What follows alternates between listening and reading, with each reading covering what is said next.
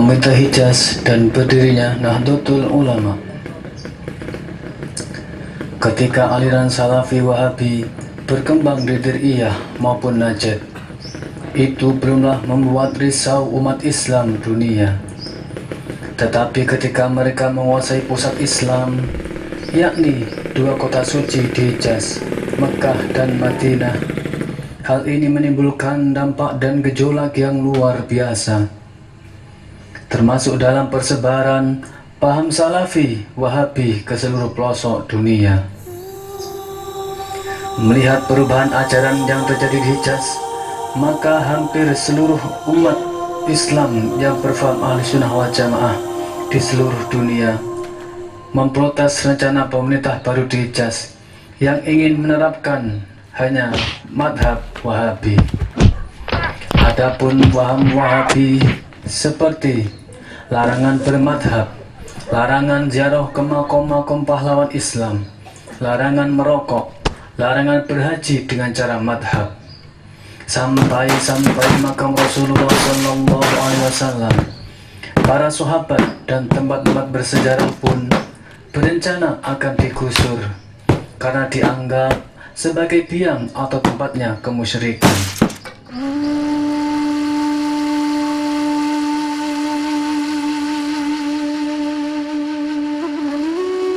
Biasa itu juga timbul di Indonesia. Ketika bulan Januari 1926, ulama-ulama Ahlussunnah wal Jamaah di Indonesia berkumpul di Surabaya untuk membahas perubahan ajaran di dua kota suci tersebut.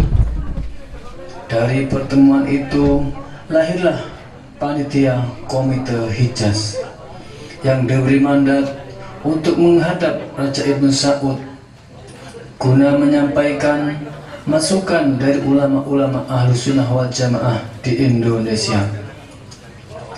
Disebabkan belum adanya organisasi induk yang menaungi delegasi Komite Hijaz, maka pada tanggal 31 Januari 1926 Masehi, ulama-ulama Ahlussunnah wal Jamaah Indonesia berkumpul dan membentuk organisasi induk. Organisasi ini diberi nama Nahdlatul Ulama, kemudian disingkat NU, dengan Rais Akbar Hadratus Syekh Ki Haji Hashim Asy'ari. Selanjutnya dibentuk delegasi Komite Hijaz NU untuk menghadap Raja Ibnu Saud dengan keanggotaan sebagai berikut. Sebagai penasihat, Ki Haji Abdul Wahab Hasbullah, Ki Haji Masyhuri Hasan, Ki Haji Khalil Hasan. Ditunjuk sebagai ketua adalah Ki Haji Hasan Kipo dan wakil ketua Haji Saleh Syamil. Sebagai sekretaris adalah Muhammad Sotik dan sebagai pembantu umum adalah Ki Haji Abdul Halim. Adapun materi pokok yang hendak disampaikan langsung ke hadapan Raja Ibnu Saud adalah: 1. Meminta kepada Raja Ibnu Saud untuk memberlakukan kebebasan bermadhab 4: Imam Hanafi, Imam Maliki, Imam Syafi'i, dan Imam Hambali. 2. Meminta tetap diramaikannya tempat bersejarah karena tempat tersebut telah diwakafkan untuk masjid. 3. Mohon disebarluaskan ke seluruh dunia setiap tahun sebelum jatuhnya musim haji mengenai ongkos haji, perjalanan keliling Mekah maupun tentang berhaji. Nomor 4.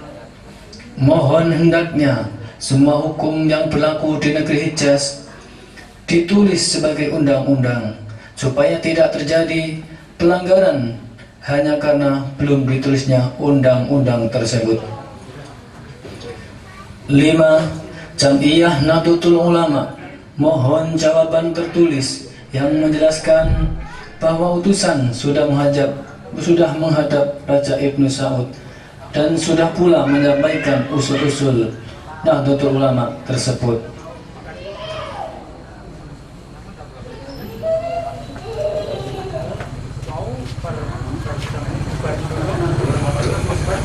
Setelah rapat Komite Hijaz paripurna dengan penuh harapan, maka diutus delegasi dari NU menghadap Raja Saud di Hijaz.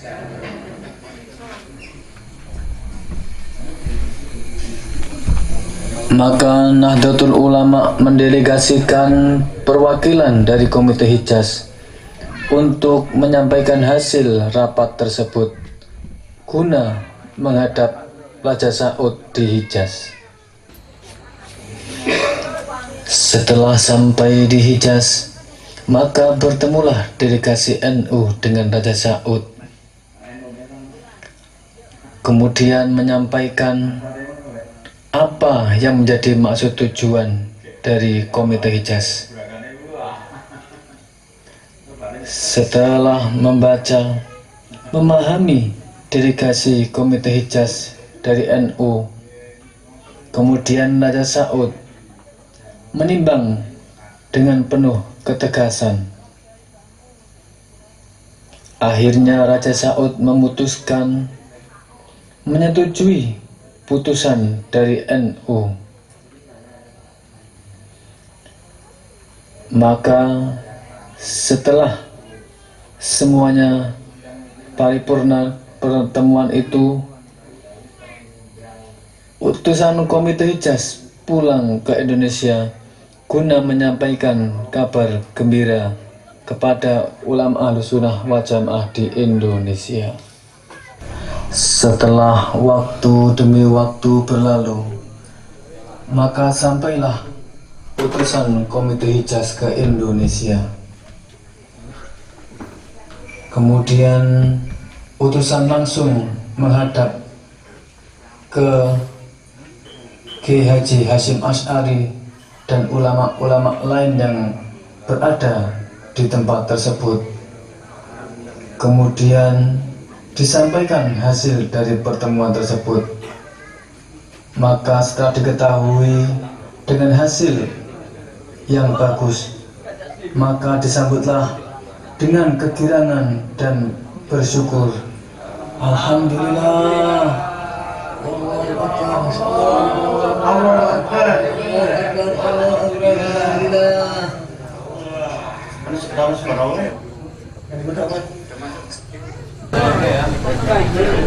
Kami ranting NU Semawung mengucapkan selamat 1 abad Nahdlatul Ulama. Merdekakan Nahdlatul Ulama menyambut abad kedua menuju kebangkitan baru.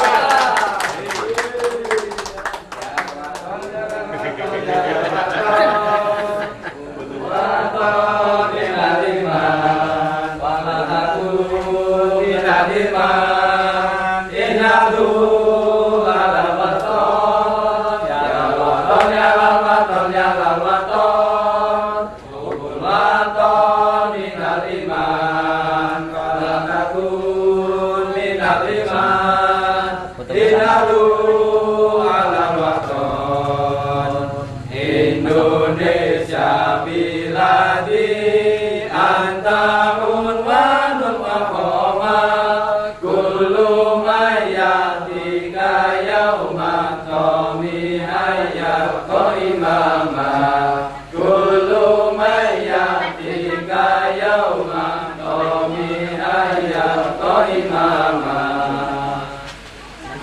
Hati wahai tanah airku, cintaku dalam imanku, jangan hilangkan nasibku, bangkitlah bangsaku, pusaka hati wahai tanah airku, cintaku dalam imanku, jangan hilangkan nasibku, bangkitlah